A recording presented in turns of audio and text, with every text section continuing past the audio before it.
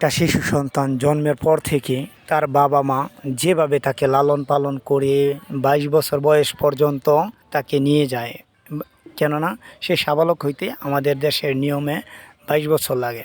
আর এই 22 বছরের ভিতরে বাবা মার ওপর যেভাবে তারা মানে নিজেকে নিজে অত্যাচার করে, অর্থাৎ যেটাকে বলা হয় লালন পালন করতে গিয়ে প্রচুর পরিমাণের পরিশ্রম করে। একটা সন্তান এমনি এমনি মানুষ হয় না।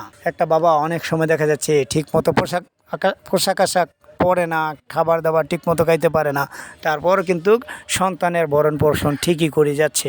দেখা যাচ্ছে 22 বছর পর এই সন্তান বাবার পাশে দাঁড়াইতে পারে না, সে বিয়ে শাদী করে ডিভাইড হয়ে সে ঠিকই তার নিজের চিন্তা ভাবনাই করে। এটা কিন্তু আমাদের সামাজিক এবং রাষ্ট্রীয় একটা সমস্যা। এটা যদি সামাজিকভাবে এবং রাষ্ট্রীয়ভাবে ঠিক করে দিত যে এইখানে লুকিয়ে রয়েছে পরকালের একটা বিষয়, পরকালে যদি ভালো কিছু পেতে হয় তাহলে অবশ্যই বাবা মার সেবা যত্ন করতে হবে। আর এই বাবা মার সেবা যত্নের মাধ্যমেই এই পরকাল পাওয়া যাবে ইনশাল্লাহ।